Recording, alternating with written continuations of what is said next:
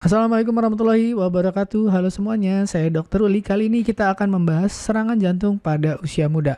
Kenapa kita perlu membahas ini? Karena jumlah kasus serangan jantung di usia muda makin lama makin meningkat. Di seluruh dunia pun menyatakan demikian. Jadi kalau dulu kita memikirkan serangan jantung itu setelah usia 50 atau setelah usia 45, saat ini usia 25 pun sudah mulai ada yang serangan jantung. Nah, apakah Anda atau orang yang Anda sayangi itu punya ciri-ciri risiko tinggi untuk mendapat serangan jantung? Nah, kita cek bareng-bareng. Kenapa kita perlu tahu? Karena kalau kita tahu termasuk yang risiko tinggi, kita sendiri atau orang lain yang kita sayangi, kita bisa melakukan tindakan untuk mencegah supaya tidak terjadi serangan jantung. Dan kalaupun kita sampai terjadi serangan jantung, kita sudah waspada dan bisa mencari pertolongan secepatnya. Nah, apakah kita punya ciri-ciri tersebut? Mari kita simak bareng-bareng. Apa aja sih ciri-ciri orang yang punya risiko tinggi untuk kena serangan jantung? Sebelum kita memulai dengan apa aja ciri-cirinya, kita bahas dulu apa itu serangan jantung. Serangan jantung adalah terputusnya aliran darah ya atau suplai darah menuju ke otot jantung. Jadi ada arteri yang membawa, atau arteri itu pembuluh darah yang memberi oksigen atau mensuplai oksigen kepada jantung. Dan kalau suplai ini tersumbat atau terputus, ya jadi darah yang mengandung oksigen tidak bisa menuju ke otot jantung. Nah, jadi otot jantungnya kekurangan oksigen, kalau didiamkan terlalu lama-lama bisa mati otot-otot jantungnya. Nah, kenapa penyebabnya tadi? Karena arteri atau pembuluh darahnya itu tersumbat. Dan sumbatannya itu biasanya karena campuran nih ya, bisa karena lemak, kolesterol, kemudian zat lain yang disebut plak. Dan biasanya memang sebelum terjadi sumbatan terjadi namanya perlukaan pada pembuluh darah. Dan besarnya kerusakan tadi karena otot jantungnya kekurangan oksigen, lama-lama dia rusak, dan kalau dibiarkan terlalu lama dia bisa mati. Dan kalau otot jantungnya mati, dia tidak bisa berfungsi seperti semula. Dan banyak kematian terjadi karena serangan jantung ini. Besarnya kerusakan otot yang terkena itu tergantung area yang terkena sumbatan. Jadi kalau pembuluh darahnya satu yang kena, itu lebih sedikit daripada yang terkena 3 pembuluh darah arteri. Seperti itu. Apalagi yang menyebabkan kerusakannya itu besar, itu dari gejala sampai ke pertolongan. Semakin cepat kita tolong, itu kerusakannya semakin sedikit. Tapi kalau lama, ya kerusakannya makin besar dan makin permanen gitu. Nah, misalkan 5 menit dengan yang 2 jam. Ya, yang ditolong dalam waktu 5 menit, kemungkinan dia untuk kerusakan itu lebih sedikit dan lebih minimal dibandingkan yang sudah 2 jam kekurangan oksigen. Jadi kira-kira itulah yang disebut dengan serangan jantung. Nah, sekarang kita akan membahas serangan jantung pada usia muda.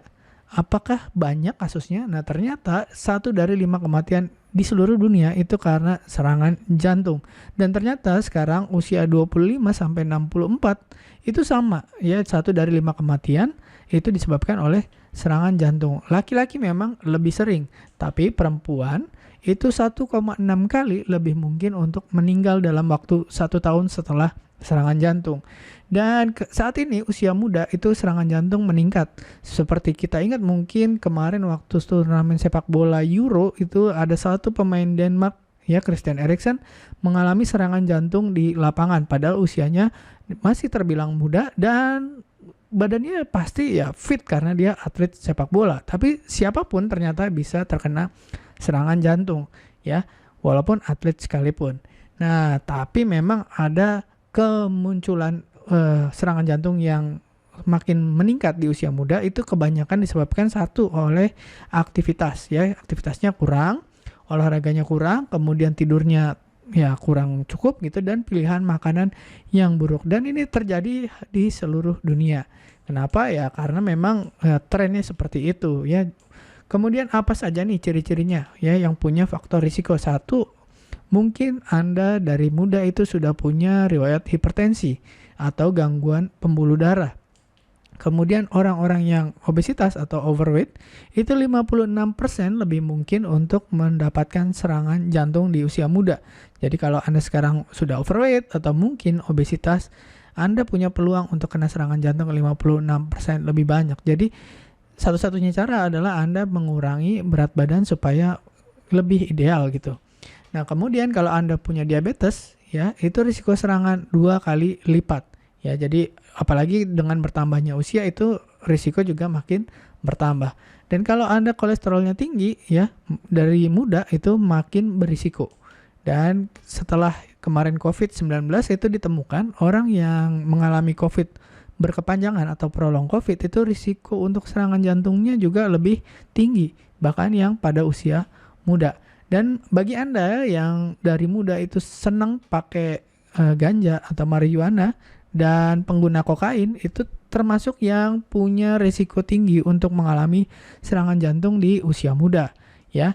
Dan kalau punya riwayat keluarga, misalkan orang tua atau saudara kandung atau paman atau kakek gitu yang pernah serangan jantung, dan terutama serangan jantung di usia muda, maka Anda juga punya risiko tinggi untuk mengalami serangan jantung di usia muda juga. Dan ini nih yang lagi banyak ya, trennya memang kesehatan mental itu banyak yang menurun, dan karena kesehatan mental yang menurun itu serangan jantung di usia muda juga meningkat. Ya, jadi depresi, kecemasan, overthinking gitu ya, itu juga meningkatkan risiko serangan jantung di usia muda. Nah, begitu banyak ciri-cirinya ini yang harus Anda kenali, dan kalau Anda memiliki ciri-ciri seperti yang tadi disebutkan, sebaiknya Anda mulai waspada dan menjaga gaya hidup supaya tidak mengalami serangan jantung. Nah, seperti apa sih serangan jantung? Ternyata berbeda ya klinisnya atau tampilannya antara laki-laki dan perempuan. Bagi yang laki-laki biasanya khas ya, seperti nyeri dada, ya, ditekan di daerah dada seperti terbakar, letaknya di tengah dada atau agak ke kiri ya, terutama di daerah perut bagian atas ya, terutama timbul saat beraktivitas. Dan orang kadang-kadang menduga ini hanya GERD aja ya, asam lambungnya naik. Nah, ternyata berbeda ya. Berbedanya adalah kalau GERD itu tidak diperberat dengan aktivitas, sementara kalau serangan jantung itu kita berdiri atau berjalan itu tambah sakit, tambah nyeri ya. Dan ada satu lagi khasnya adalah nyeri dadanya ini bisa menjalar ke rahang, kemudian ke lengan atau ke belakang, ke punggung ya.